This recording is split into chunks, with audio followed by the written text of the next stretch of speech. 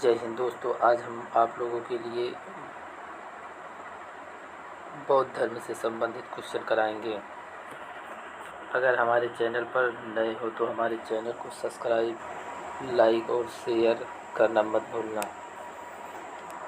अब इसमें देखो, पहला क्वेश्चन, गौतम बुद्ध का जन्म कब हुआ था?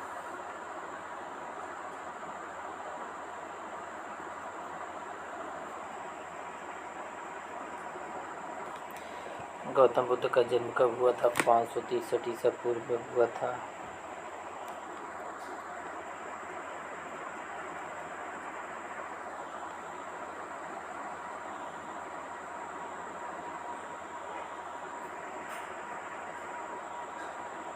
अगला क्वेश्चन है नंबर 2। बुद्ध के जीवन की किस घटना को महाभिनिष्क्रमण के रूप में जाना जाता है?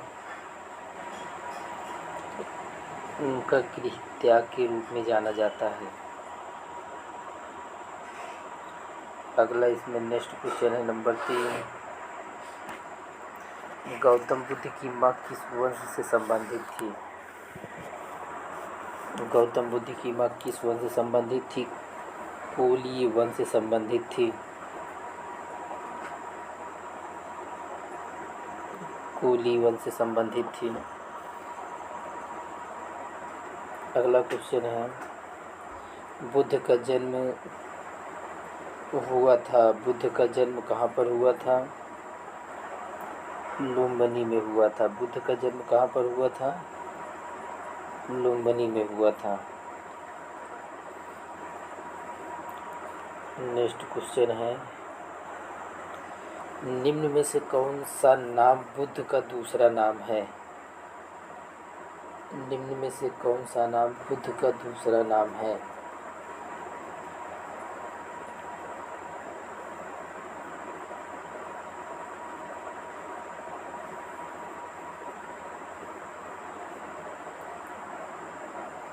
निम्न में से कौन सा नाम बुद्ध का दूसरा नाम है? इनमें से कोई नहीं।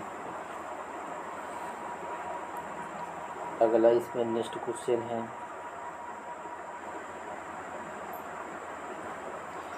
निम्नलिखित में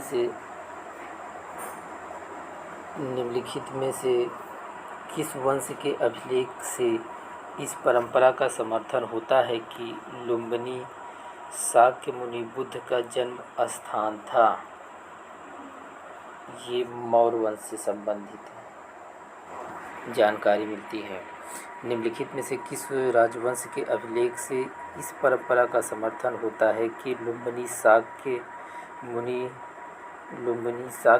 बुद्ध का जन्म स्थान था? क्योंकि मौर्य वंश शासक अशोक के रुमनदेई अभिलेख से इसकी जानकारी मिलती है। कौन से अभिलेख? रुमनदेई अभिलेख से जानकारी मिलती है। अगला क्वेश्चन है 7 नंबर, निम्नलिखित में से कौन सा एक अशोक का अभिलेख इस परंपरा की पुष्टि करता है कि गौतम बुद्ध का जन्म लुम्बिनी में हुआ था? ये है मौर्य वंश से संबंधित अभिलेख, रुमनदेई अभिलेख। इसमें डी आंसर करेक्ट है। अगला क्वेश्चन है, निम्नलिखित में से किस राजा के एक अभिलेख से सूचना मिलती है कि शाक्य मुनि बुद्ध का जन्म लुम्बिनी में हुआ था? लुम्बिनी में हुआ था। अशोक के अभिलेख से। किसके अभिलेख? अशोक की रुमनदेई अभिलेख से यह सूचना मिलती है कि गौतम बुद्ध का जन्म लुम्बिनी में हुआ था। अब इसमें 9 नंबर क्वेश्चन है, महात्मा बुद्ध का महापरिनिर्वाण कहाँ हुआ? महात्मा बुद्ध का महापरिनिर्वाण कहाँ हुआ? इनका महापरिनिर्वाण कहाँ पर हुआ था? कुशीनगर में हुआ था।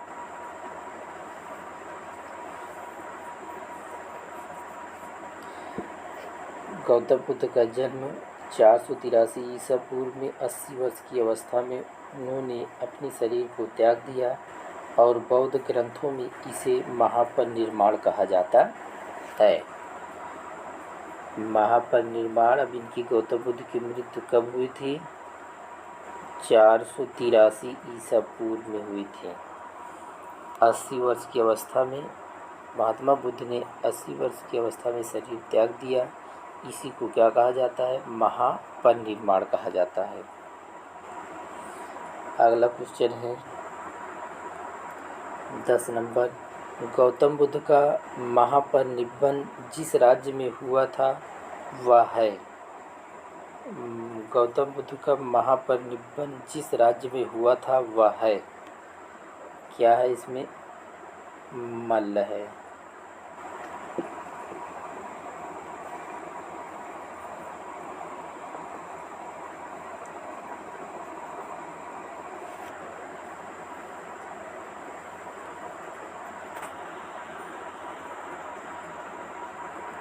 ग्यारह नंबर क्वेश्चन है, महात्मा बुद्ध का महापरिनिर्वाण किसके गणतंत्र में हुआ था?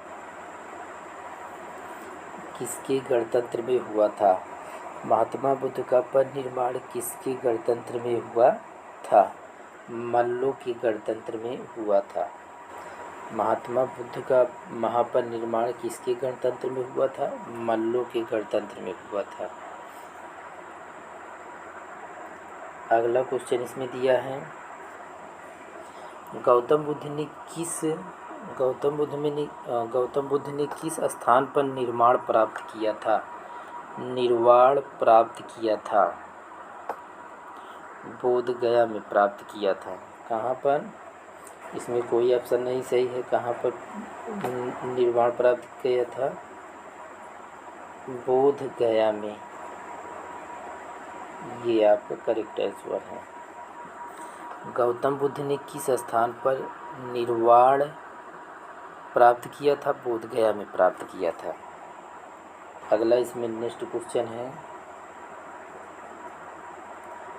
महापरिनिर्वाण मंदिर अवस्थित है।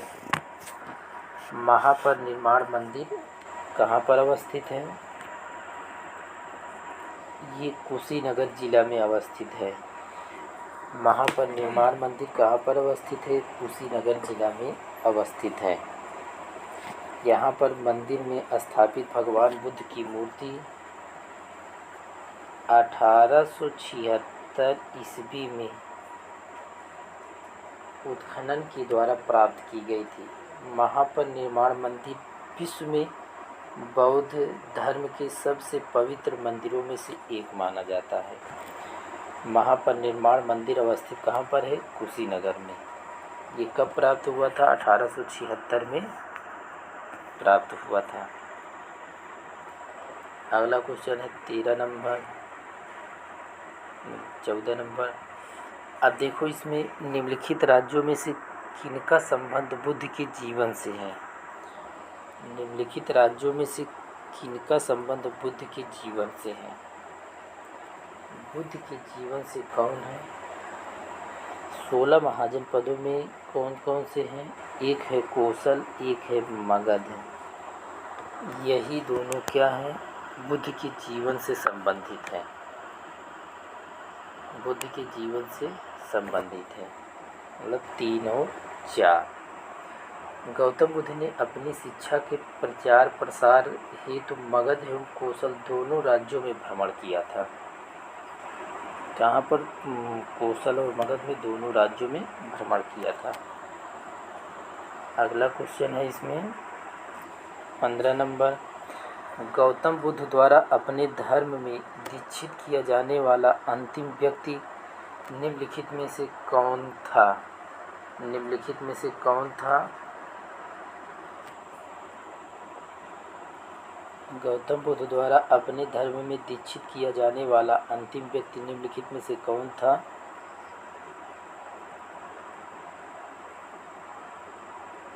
इसमें आंसर नंबर डी होगा, सुभद्र।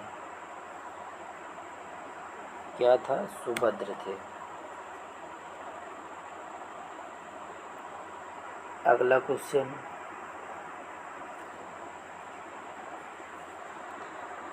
बुद्ध द्वारा स्थानांतरित निम्न व्यक्तियों में से कौन सा अंतिम था? बुद्ध द्वारा रूपांतरित निम्न व्यक्तियों में से कौन अंतिम था? कौन अंतिम था? इसमें कौन अंतिम था? सुबुद्ध थे अंतिम। बुद्ध द्वारा स्थानांतरित मतलब रूपांतरित निम्न व्यक्तियों में से कौन सा अंतिम था? सुबुद्ध था।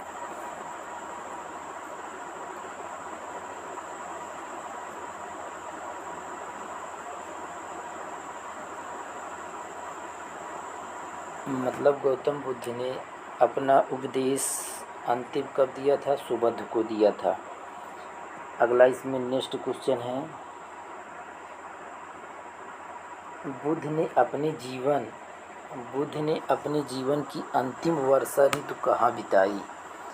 बुद्ध ने अपने जीवन की अंतिम वर्षा ऋतु कहाँ बिताई थी? वैशाली में बिताई थी। अंतिम वर्षा ऋतु कहाँ पर बिताई थी? वैशाली में बिताई थी। नेक्स्ट क्वेश्चन है, निम्नलिखित में से कौन सा एक बौद्ध मत में निर्वाण की अवधारणा की सर्वश्रेष्ठ व्याख्या करता है? निम्नलिखित में से कौन सा एक बौद्ध मत में निर्वाण की अवधारणा की सर्वश्रेष्ठ व्याख्या करता है? तृष्णा रूपी अग्नि का समन। तृष्णा रूपी अग्नि का समन करता है, क्योंकि बुद्ध ने निर्वाण को मन की उस परम शांति के रूप में वर्णित किया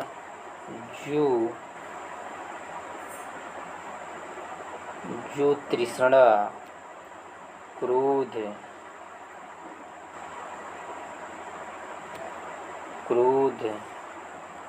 और दूसरी विषादकारी मन स्थितियों से परे हैं। अब इसमें निम्नलिखित में से कौन सा एक बौद्ध मत में निर्वाण की अवधारणा की सर्वश्रेष्ठ व्याख्या है? तृष्णा रूपी अग्नि का समन है। अगला क्वेश्चन है, बोध गया में किसे ज्ञान प्राप्ति हुई थी? बोध गया में किसे ज्ञान प्राप्ति हुई थी? गौतम बुद्ध को प्राप्ति हुई थी। बोध गया में गौतम बुद्ध को प्राप्ति हुई थी, ज्ञान प्राप्ति। बोध गया में किसे ज्ञान प्राप्ति हुई थी? गौतम बुद्ध को। गौतम बुद्ध धर्म के प्रवर्तक, बौद्ध धर्म के प्रवर्तक गौतम बुद्ध को ज्ञान प्राप्ति कहाँ पर हुई? बोध गया में हुई। यहाँ 6 वर्षों की कठिन साधना के बाद 35 वर्ष की अवस्था में, कब? 35 वर्ष की अवस्था में वैशाख पूर्णिमा की रात्रि एक पीपल के वृक्ष के नीचे इन्हें ज्ञान प्राप्ति हुई थी। अगला क्वेश्चन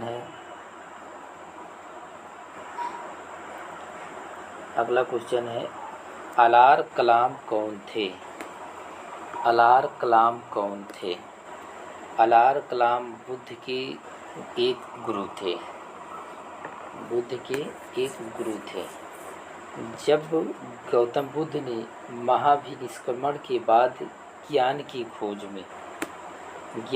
खोज में महात्मा बुद्ध अलार कलाम के आश्रम में पहुँचे तथा उनसे दीक्षा ली। अलार कलाम के आश्रय में उन्होंने तपस्या की, किंतु वे इससे संतुष्ट नहीं हुए। फिर अलार कलाम की सांख्य दर्शन के आचार्य थे। अलार कलाम सांख्य दर्शन के आचार्य थे तथा अपनी साधना शक्ति के लिए विख्यात थे। अलार कलाम कौन थे? बुद्ध के एक गुरु थे। अगला क्वेश्चन इसमें है, महात्मा बुद्ध ने अपना पहला धर्म चक्र प्रवर्तन किस स्थान पर दिया था? किस स्थान पर दिया था? सारनाथ में दिया था। महात्मा बुद्ध ने अपना पहला धर्म चक्र प्रवर्तन किस स्थान पर दिया था? सारनाथ में दिया था।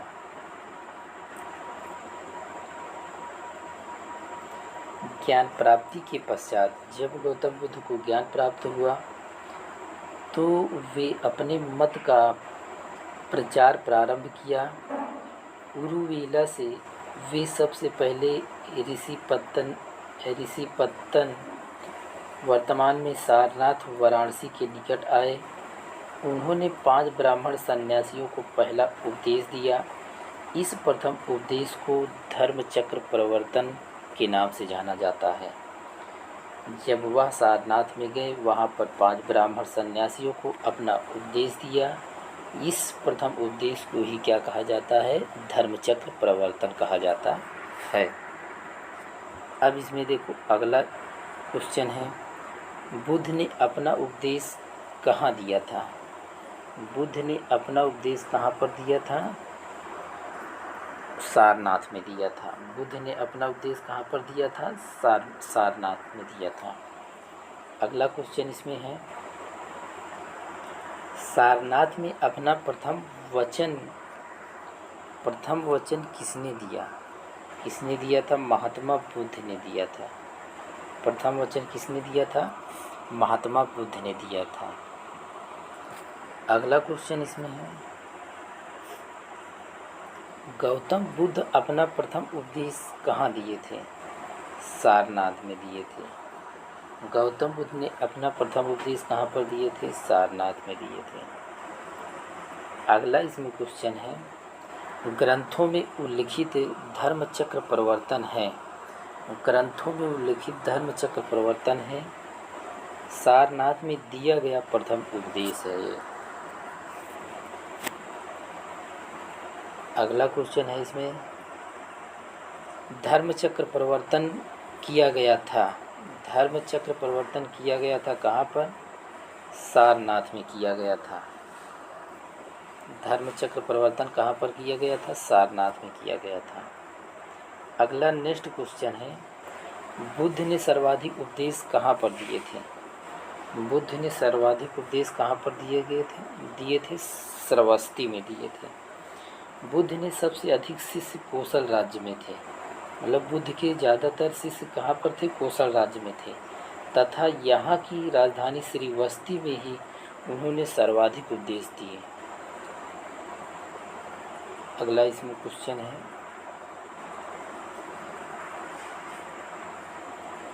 बुद्ध कौशाम्बी किसके राज्यकाल में आए थे? बुद्ध कौशाम्बी किसके राज्यकाल में आए थे? बुद्ध कब आए थे? उदाइन के शासनकाल में आए थे। महात्मा बुद्ध वत्स राज्य उदाइन के शासनकाल में कौशाम्बी आए थे। वहाँ उन्होंने 9 वर्ष बिताए। वहाँ पर कितने वर्ष? 9 वर्ष। 9 वर्षावास किया। उदाइन ने पिंडोला भारद्वाज के प्रभाव से बौद्ध बनने के बाद घोषित राम विहार भिक्षु संघ को दान दिया। एक घोषित राम विहार भिक्षु संघ को दान किया। बुद्ध कौशाम्बी किसके काल में आए थे? उदयन सर के शासन काल में बुद्ध कौशाम्बी आए थे। अगला क्वेश्चन इसमें है, बुद्ध की मृत्यु के पश्चात प्रथम बौद्ध संगीति के अध्यक्ष, बुद्ध की मृत्यु के बाद प्रथम बौद्ध संगीति के अध्यक्ष कौन थे?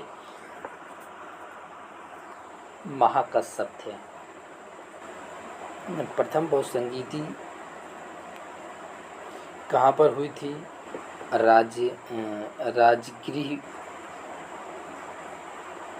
राजगृह में हुआ था। प्रथम बौद्ध संगीति कहाँ पर हुआ था? राजगृह में सप्तपर्णी गुफा में हुआ था। इस समय शासक, जब प्रथम बौद्ध संगीति हुई थी, शासक कौन था? अजातशत्रु था।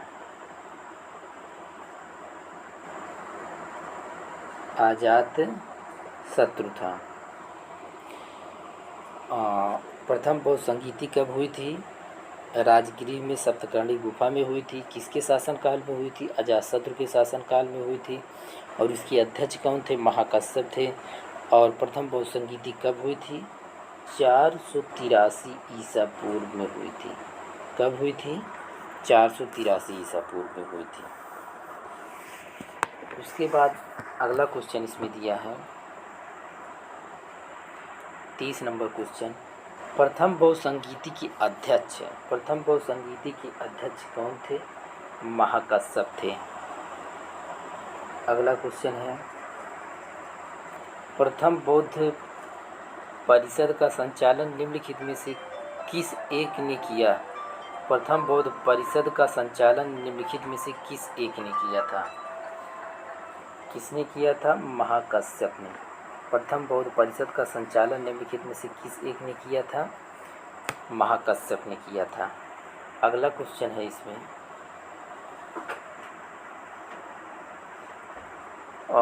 प्रथम बौद्ध महासभा कहाँ आयोजित हुई थी? प्रथम बौद्ध महासभा कहाँ आयोजित हुई थी? राजगृह में हुई थी। कहाँ पर? राजगृह में हुई थी। अगला क्वेश्चन है इसमें, सप्तपर्णी गुफा स्थित है। सप्तपर्णी गुफा कहाँ पर स्थित है? राजगृह में। इसी में क्या हुआ था? प्रथम बौद्ध संगीति हुई थी, जिसके अध्यक्ष महाकश्यप है और उसके किसके शासनकाल में हुआ था? अशोक के शासन, अजातशत्रु के शासनकाल में हुआ था। अगला क्वेश्चन है, भगवान बुद्ध के महापरिनिर्वाण के बाद पहली बौद्ध संगीति हुई थी। भगवान बुद्ध के महापरिनिर्वाण के बाद पहली बौद्ध संगीति कहाँ पर हुई थी? राजगृह में हुई थी। कहाँ पर? राजगृह में हुई थी। अगला क्वेश्चन है, कश्मीर में कनिष्क के शासनकाल में जो बौद्ध संगीति आयोजित हुई थी उसकी अध्यक्षता निम्नलिखित में से किसने की थी? कश्मीर में कनिष्क के शासनकाल में बौद्ध संगीति आयोजित हुई थी, उसकी अध्यक्षता निम्नलिखित में से किसने की थी? उसकी अध्यक्षता किसने की थी? वसुमित्र ने की थी। किसने की थी? वसुमित्र ने की थी। देखो, चतुर्थ बौद्ध संगीति कब हुई थी? 1 ईस्वी में हुई थी। कहाँ पर हुई थी? ये कनिष्क के शासनकाल में। कहाँ पर हुई थी? कश्मीर के कुंडलवन। कहाँ पर हुई थी?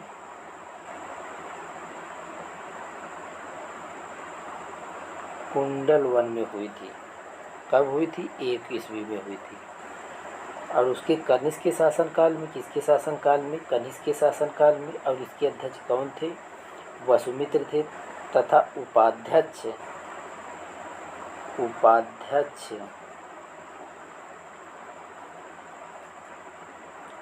इसके उपाध्यक्ष कौन थे?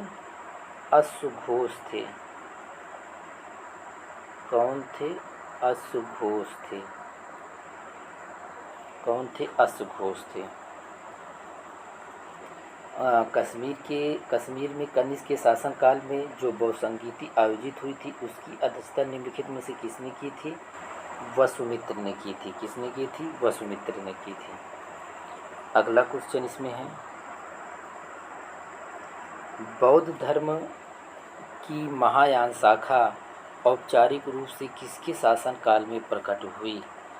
बौद्ध धर्म की महायान शाखा औपचारिक रूप से किसके शासनकाल में प्रकट हुई थी? कनिष्क के शासनकाल में प्रकट हुई थी। इसके शासनकाल में, कनिष्क के शासनकाल में प्रकट हुई थी। अगला इसमें नेक्स्ट क्वेश्चन है, कनिष्क के शासनकाल में बौद्ध सभा किस नगर में आयोजित की गई थी? कनिष्क के शासनकाल में बौद्ध सभा किस नगर में आयोजित की गई थी? कहाँ पर की गई थी? कश्मीर कुंडलवन में की गई थी। अगला क्वेश्चन इसमें दिया है, किस शासक के काल में चतुर्थ बौद्ध संगीति का आयोजन कश्मीर में हुआ था? कनिष्क के शासनकाल में। अध्यक्ष वसुमित्र थे। उपाध्यक्ष कौन थे? अश्वघोष थे। अगला क्वेश्चन है इसमें, चतुर्थ बौद्ध संगीति हुई थी। चतुर्थ बौद्ध संगीति कब हुई थी? कनिष्क के शासनकाल में हुई थी। अगला नेक्स्ट क्वेश्चन है, इनमें से किस शासक ने चतुर्थ बौद्ध संगीति कश्मीर में आयोजित की? इनमें से किस शासक ने चतुर्थ बहुसंगीति कश्मीर में आयोजित की थी? किसके शासनकाल में? कनिष्क के शासनकाल में। अगला क्वेश्चन इसमें दिया है, निम्न पर विचार कीजिए। अब इसमें विचार करना है। बुद्ध में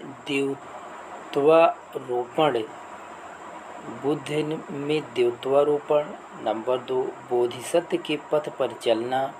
नंबर 4, मूर्ति उपासना तथा अनुष्ठान। उपरोक्त में से कौन सी विशेषता महायान बौद्ध मत की है? इसमें विशेषता कौन सी? तीनों विशेषता इसमें क्या है? बौद्ध मत से संबंधित है। किससे? बौद्ध मत से संबंधित हैं। अगला क्वेश्चन इसमें है, निम्नलिखित 4 स्थानों में हुई बहुसंगीति का सही कालक्रम नीचे दिए गए कूट से ज्ञात करें। अब देखो, इसमें सबसे पहले प्रथम बहुसंगीति कहाँ पर हुई थी? राजगिरी में हुई थी। फिर उसके बाद हुई थी वैशाली में हुई थी। फिर उसके बाद पाटलिपुत्र में हुई थी। फिर चौथी बहुसंगीति कहाँ पर हुई थी? कुंडलवन में हुई थी। इसलिए ये ऑप्शन डी, राजगिरी पहली बहुसंगीति 483 ईसा पूर्व, दूसरी बहुसंगीति 383 ईसा पूर्व, ये पहला, ये दूसरा, फिर ये तीसरी बहुसंगीति पाटलिपुत्र में, चौथी कहाँ पर हुई थी? कश्मीर कुंडलवन में हुई थी। अगला क्वेश्चन है, द्वितीय बहुसंगीति का आयोजन कहाँ पर हुआ था? द्वितीय बहुसंगीति का आयोजन कहाँ पर हुआ था? 383 ईसा पूर्व में वैशाली में हुआ था। कब हुआ था? 383 ईसा पूर्व में वैशाली में हुआ था।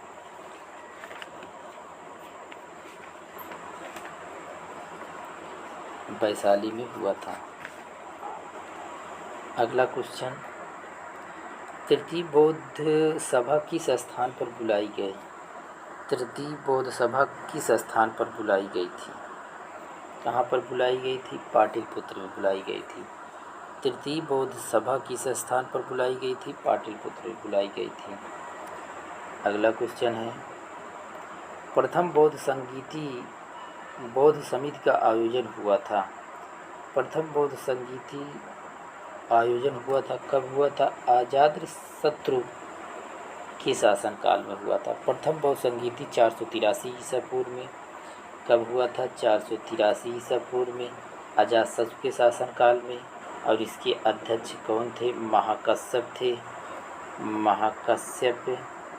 थे। और ये कहाँ पर हुआ था? प्रथम बौद्ध संगीति कहाँ पर हुआ था? राजगृह में हुआ था।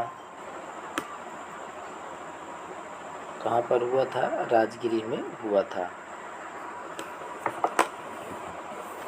अब ये क्लास यहीं पर आप लोगों की समाप्त होती है। इसमें हम आगे की क्लास हम नेक्स्ट वीडियो में कराएंगे।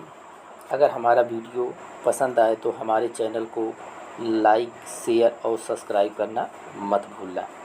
Thank you. जय हिंद, जय भारत।